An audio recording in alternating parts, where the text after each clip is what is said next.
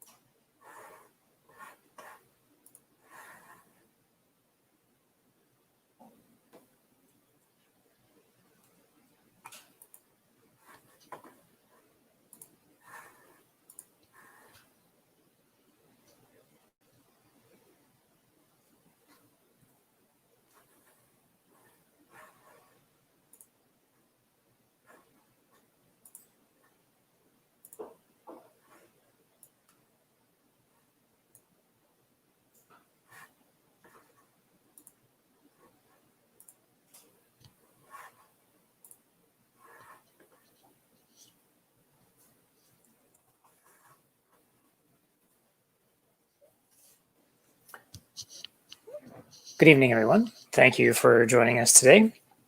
We'll be spending the next little bit of time going over the virtual school for secondary students and the Brightspace learning platform. Thanks very much for joining us this evening. My name is Kevin Bradbeer from TDSB, and we look forward to spending the next half an hour or so with you, providing a little bit of an overview of both of these particular platforms. So we'll be covering a little bit of an overview of our secondary virtual school, some of the logistics around it. We'll be talking for the most part, however, about the Brightspace platform, how to access and log into it, an overview of some of our key Brightspace tools. We'll highlight some of those in particular. We'll also focus a little bit on the Brightspace for Parents component of the platform, and then talk about some available help resources as we wrap up. Before we begin, I'd like to have the land acknowledgement. We acknowledge we are hosted on the lands of the Mississaugas of the Anishinaabe, the Haudenosaunee Confederacy, and the Wendat. We also recognize the enduring presence of all First Nations, Métis, and Inuit peoples. So the structure of the secondary school, virtual school, will be looking like what is in front of us here. So many of our students will be taking 2 courses, and we know that our secondary students received their timetables yesterday. The vast majority of our students will be taking 2 courses. Some will have 1. We do have a small number of students that we are still actively working on getting a timetable for, and those efforts continued yesterday, today, and will continue until we do have course options for all of our virtual secondary school students. It is a very, very large school that we have in place, over 18,000 students, which is larger than 10 to 12 of our secondary schools put together. So it has been quite a large task in terms of staffing and scheduling and doing the course alignments for the teachers and the students. And we do appreciate very much the patience that our parents and students have had as we've worked through that process. But we are very excited to begin tomorrow on Tuesday for the start of our virtual secondary school. So in terms of the structure of the day specifically, students may take 1 or 2 courses, and we are in a quadmester model as opposed to, say, our usual semester or full year model in some of our schools. Course number 1 will meet online in the morning from 9 o'clock to 11:30, and then there will be a break for an hour, and then the second course will meet from 12:30 to 3. During that time, there will be a combination of synchronous or connected learning, and then a time period of asynchronous or independent work that takes place during both of those courses. As I mentioned, we're working in a quadmester model, which means we're going to have sort of 4 time periods throughout the course of this school year. And we have them written down in front of us here. So we are starting tomorrow for quad 1, going until November 17th. There will be a couple of days in between the first and second quad. And then we'll be going from November 23rd to February 2nd, then February 8th to April 20th, and then April 23rd to June 30th. And we will be following the usual format of courses. There will be 70% of the term work, if you will, and then a 30% culminating mark that takes place towards the end of the course. And otherwise, we will be following all of the same sort of policies, procedures as we do for our face-to-face schools. Our secondary virtual school is staffed with a number of principals, vice principals, certainly teachers, of course, office support staff, and guidance. We have a team certainly helping to plan and implement and support the virtual school, and I believe that staff will continue to grow over the next little bit. We do also have a virtual library for our virtual secondary school, as we do for our elementary schools, and it is staffed with digital books and reading material, but also a wide range of content resources for research and information sharing for many of our grades and subject areas. So, and again, all of our regular schools have a virtual library, but we've made sure that our virtual schools have one as well, in addition to many of the resources that the Toronto Public Library has available through their digital collections. So in terms of Brightspace, we wanted to talk a little bit about that platform and where does it come from and why are we using it. So Brightspace is an online learning platform that is built by the company Desire to Learn. So just like Apple makes the iPhone, Desire to Learn makes Brightspace. D2L is a Canadian company. They're based in Waterloo, Ontario. Their infrastructure in terms of servers and storage is residing in Canada. And when you call their help desk, you are calling their employees in Waterloo, Ontario. So nice to see a Canadian success story. They are a global company serving K-12 universities, companies around the world. So we're very, very happy to be using the platform. Brightspace is provided to all publicly funded school districts in Ontario by the Ministry of Education. And all TDSB students and staff have access to Brightspace, and our parents also have an opportunity to create a Brightspace for Parents account, which we will talk about in a little bit. So there are two ways to access a Brightspace, and we'll go through both of those in the next little bit. So the first one will be to go through our Academic Workspace login portal, and the second will be to go directly to the eLearning Ontario website. For the Academic Workspace example, you can open any browser. It can be on a laptop, desktop, tablet, mobile phone. Enter in the URL aw.tdsb.on.ca. You certainly don't need to be in any one of our schools to do this. That URL works from anywhere in the world. You can enter in your 9-digit student number, your Trillium number, your password, and click Login. And I'll pause for a moment to just address the issue of password access that some of our students have been having today. So we did a scan of student activity in terms of their accounts, and we looked at who had been logging in recently to their account and who had not been logging in recently. And we made the decision to reset the students who had not logged in recently to a shared secret password format that we have in TDSB. Those secondary students whose passwords were reset, they were all emailed the shared secret password format earlier today, and that message was also sent to their parents' and guardians' email addresses on file in our student information system. So that was sent earlier this afternoon around 4 or 5 o'clock, and we're doing the same for our elementary students. I believe that communication has finished. So all of our elementary and secondary students who had not logged in for a while, their passwords have been reset to the shared secret, and they are now able to log into Brightspace. Any student who had been logging in regularly prior to that, their accounts were left as is. The assumption was made that those students knew their password and didn't need us to intervene to help them with that. So once we log in to AW, you will land on a page that might look like that. The Resources tab is in the top of many pages, and the second link under Resources is Brightspace. Once you select Brightspace, you'll be presented with two screens. The first one asking for the student login ID, which is in the form of an email address. So you enter that and click Next. Password field is the next one where you would enter in your password and click Sign In. So that's logging in through Academic Workspace. The second option for students and staff, and again, anywhere in the world on any device, is to enter the URL tdsb.elearningontario.ca, and you'll be taken to a screen that looks like the screen capture on our right-hand side. So there are three areas of logins here. First one, green button, is for staff and students. The middle one is for parents and guardians.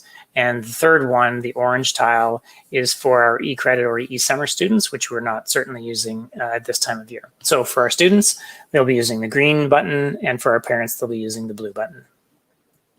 Same fields will be presented. So your student account ID in the form of an email address for the first screen, clicking Next, going to the password entry, entering in password, and clicking Sign In. Once a student logs into Brightspace, they're going to land on their school homepage. And for our secondary students, it's going to be the virtual secondary school page. There will be a welcome message there from one of your principals, welcoming you to virtual school, giving you some information about the school. And I would also mention that for our secondary virtual students, the TDSB Connects app that can be downloaded from both the iOS and Android stores is connected to their virtual school Brightspace homepage. So any announcements that the principal, vice principals post on the Brightspace homepage will be visible to the students in their app. Any of the dates that are put onto the school's Google Calendar will flow into the app, along with the timetable information that is posted inside the app for students as well. The other item that students will have, and there's a few others, but one of them I wanted to draw attention to is the My Courses widget. So on the right-hand side of the school homepage is a My Courses widget where the students' courses will be listed for them. And these are in order of newest at the top. So their first and second course for tomorrow for this quad will be listed there. They can click on that and then log into their course. The other mechanism to log into their course is the blue, sometimes called the waffle area at the top of the navigation bar. And by clicking on those little 9 tiles, which sort of looks like a picture of a waffle. Students can see a list of their courses and also search for a course by subject name, so they could type in English or civics or any sort of word related to their course and be presented with the link that way. Once the students have logged into their course, they'll land on the specific course page. So this is an example of a senior social science challenge and change, and this is what the login will look like for that particular screen. So we can see across the top there are icons to come back to the course home, a content area, where we're going to have resources, material, and information provided by the teacher, a discussions area for students to engage in online discussions, an assignments area to submit assignments, but also to receive information about upcoming assignments. Quizzes is an online quiz tool that allows students to take quizzes or longer form tests online. Virtual Classroom is the web conference tool that's built into the Brightspace platform. Grades is an area where our secondary students will be, their grades will be shared with them in a variety of forms. They could be percentage, they could be levels, they could be letter grades, etc., along with some feedback. And then Portfolio is a digital portfolio where students can document and record their own learning. The key areas within the Brightspace platform we're going to discuss this evening are announcements, activity feed, content, assignments, and portfolio. So beginning with announcements, this is the page that is going to be displayed to the students when they first log into their course. So this is essentially the teacher greeting their students when they first come in the morning or after lunch, and checking in with them to see how they're doing, asking some questions, sharing some information. Teachers can provide a variety of forms of information, text, images, links, videos, audio files. And as you can see in the example on the right, the text editor that's used has many different possibilities in terms of color and size and style. We can bring in images, we can bring in different kinds of text from other websites that have helped you to stylize them. So it's an area that is going to be a critical one for students to be stopping, reading, and they can always, of course, go back to the announcements. Announcements can stay on the page for as long as the teacher chooses to leave them there. They can be searched, and it's a nice way for students to be organizing their information as they progress through their course. The content section is the area where students will have access to course material, course information, anything that the teacher wants to share and refer back to, whether it's just for reading, for familiarization, for reinforcement, or to set the stage for an activity or an assignment. And you can see that on the left-hand side that the content is arranged according to sections or units. And then in the particular anthropology section we're in now, there are subcategories or subunits that you can have there, and then the content displays on the right-hand side. And you will see content in Brightspace from the Ministry of Education. You'll see some content that the teachers have created or curated themselves, and often a combination of the two. The assignments area is the place where students will receive the assignments that they are being asked to work on. It'll be the place where they submit those assignments. And then it is also the place where they will receive the feedback and evaluation of their assignments. So in this case, we're looking at the assignment from the teacher view, and I wanted to show this one purposely to show that every assignment that's received is timestamped. When an assignment is enabled for students, there is usually a due date that's attached to that. And when the time passes, the assignment submission is closed. So the students may not be able to submit the assignment past the due date that is posted. That's, of course, always a discussion item with the teacher. But just to know that the students' assignments are timestamped right to the minute, of course, the day as well. And then this is also where we can see that the feedback to the student has been read, and if they have been provided with, say, a percentage mark or a letter mark or a mark out of 20, 25, that sort of thing. So the assignments area has several different functions within the platform. Portfolio is a wonderful area within Brightspace, and it is a documenting student learning tool that provides students with the opportunity to document their learning, be it through an image, a video, could be a file they have in their Google Drive, could be a file they have on a computer. They can upload a number of different file formats. They can also annotate what they have uploaded and recorded through either an audio note to their teacher or a text message that they can type in the editor and provide the teacher with some text, basically reflecting on what the object might represent to them, why they chose it, what significance it has, that sort of thing.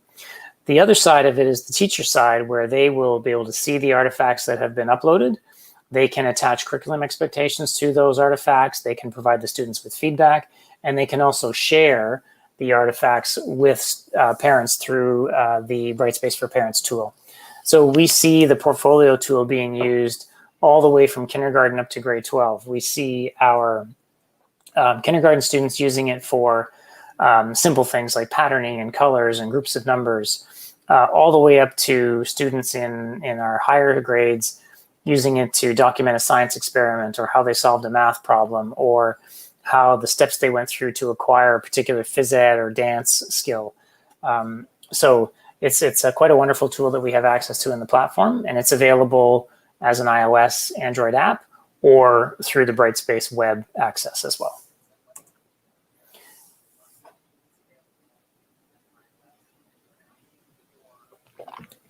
So Brightspace for Parents is a component of the platform that allows a parent to create an account and to see extrapolated pieces of information from their child or children's Brightspace classrooms.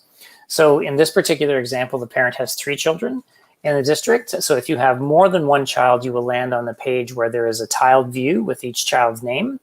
Then you can get a little overview of some of the pieces of information for you, and then click on any one of those students and go right into that particular student's information. If you have one student with the district, then you would just land directly on that student's page. So we see here we have Sammy, Ashley, and Will. We're going to dig a little deeper into Will's Brightspace for Parents area. So Brightspace for Parents provides 5 pieces of information for students, but for parents to view. The first one is called Overdue Alerts, and this highlights anything that the student might be running behind on. So if there was a due date attached to something and the student did not meet that due date, it will surface up here automatically saying, Will might be running behind on something. It looks like there was a quiz due today or there was an assignment due today that he may not have submitted. So this is certainly a conversation between the child and the teacher to see what might be happening here, but those overdue items will be surfaced right at the top. The next section is called Upcoming Work, and it is a preview of the work that is coming up in the next 2 weeks that has a due date attached to it. So things like an assignment, an activity, a quiz, a discussion that has a due date on it will show up in upcoming work, and the parent can also log in and see the actual assignment. So they can see the requirements that the students are being asked to fulfill. If there's a rubric that's provided with the assignment, they'll be able to see that. And this goes for anything in the upcoming 2 weeks with a date attached to it. Recent grades is the area to the immediate right. And this is a place where a parent can see the grades for their own child. They don't see anything connected to other students in the classroom. They see just their own child. And in this particular instance, there are 4 grade items listed here. 2 of them have bold text and an orange dot. The other 2 have just regular text. The top 2 with the orange dot indicate that the parent has not yet read those particular pieces of grade information. They can click in there to see the letter grade, the number grade, if it was a mark out of a certain total, such as out of 25, they can see that. And they'll also see any feedback that was left on the particular assignment, including a rubric or an anecdotal text comment that was left. You'll also notice that towards the bottom of that widget, there's a View All Grades section where parents can click and view back several weeks the grade items that have been shared with the student. The next area is a portfolio that we talked about before. So any of the artifacts that have been shared with parents can be viewed by the parent in this area. They will see both the student's view of the artifact along with the reflection that the student may have left, and also the teacher's feedback and any curriculum expectations that they've attached to the portfolio items.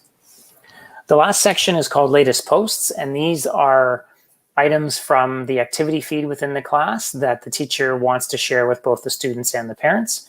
Parents will be able to click in here and read the exact post as it was shared with the students. So in this case, it's the introduction of a research paper. And if we were to scroll down a little bit, we'd be able to see some of the details of that research activity. So before a parent can log in and access Brightspace for Parents, we do require that an account is created by the parents.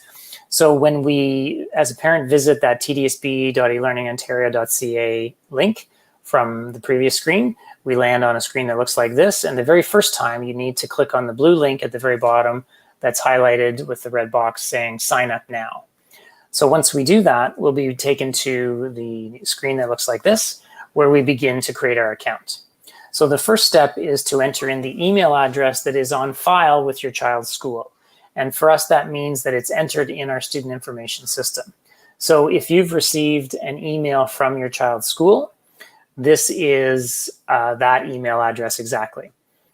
If you have any questions about which email address may be on file at school, if you're not sure, you can start with your child's teacher and they should be able to either answer that question directly or find out who can help you with that question.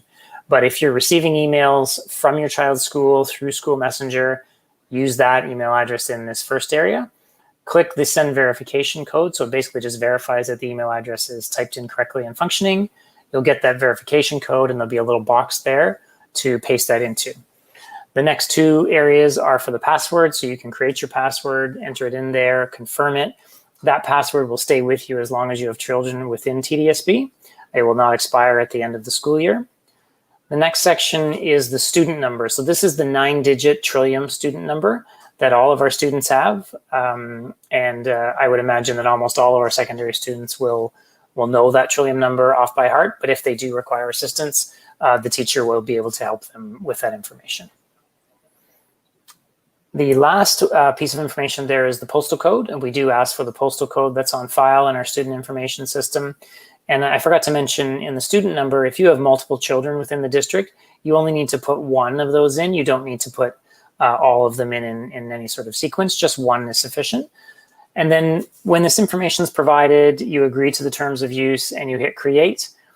We do a query against our student information system to check and make sure that the information you've entered is the same as the information we have on file, and that we can then connect you to your child or children inside Brightspace. The next time you click on the tdsb.elearningontario.ca link, you'll be taken to the screen and then simply entering an email address and password and clicking sign in. In terms of help options, there are two areas where both our students and parents can receive assistance. So D2L does offer help support to families directly. You can call them, you can email them, or you can engage in a web chat with them. Teachers are able to contact TDSB's help desk directly as well. And we've also extended that opportunity to parents as well as we've started up our virtual schools. And we'll touch on that a little bit more in a moment. Brightspace does have a YouTube channel that's got quite a number of videos on it. And in fact, one of the playlists that they have on there is categorized for learners. And there's over 20 different videos on there targeted to learners to help you, understand how to use the assignments tool or how to use the groups tool or the discussion tool or that sort of thing. So definitely worth a look if you are interested in learning, how to use one of those tools. TDSB also has its own Brightspace support site that we have for parents and for staff members. We don't have a lot for students on that page yet, but we are adding to it. So in terms of connecting with D2L support, these are the formats that they will engage with you. The first one being an email, so filling out a form, receiving an email back. Second one is phone, and the third one is a web chat. And the page to access those, all three of those resources is listed at the bottom there. All of these mechanisms are done through, as I mentioned before, Waterloo, Ontario, and they're all available 24/7. So I have contacted them on the weekend several times. There's always been people there at the other end of the phone. And D2L has advised us that the web chat is the fastest way to get support over the phone and the email form. The other option we have for our parents is to access our TDSB Student Virtual Learning IT support during the virtual school times. And there are a few options here. So one is a web chat that has been very, very popular over the last few days. And we do apologize for the wait times that have been incurred there. We have doubled the number of staff starting today working the web chats, but it has been still very, very busy. The second option we have is in the towards the bottom, the second last sentence. We have a form that is available for you to input your question, and we will either call or email you back with a response. So the web chat is available 8 to 5, Monday to Friday. The form is available 24/7. And just today, we also launched a phone option for parents to call in, where we will collect the question that you might have, whatever issue you might be facing, and then we will have someone get back to you again by phone or by email. So those options were launched today to assist our parents with some of the questions they may have about virtual school startup. I would also encourage parents and students to visit the TDSB public site, www.tdsb.on.ca. We have both an elementary and secondary virtual school tile right on that front page. And those virtual school pages are being updated daily with information about the operation of the schools, with help information, with resources, with anything we feel that would be beneficial to our students and parents. So that's everything that we had planned for this evening. I appreciate you taking the time to join us for this half hour or so. I wish everyone a very successful start to virtual secondary school tomorrow and throughout your virtual secondary school time with us in TDSB this year. Thanks very much, everyone.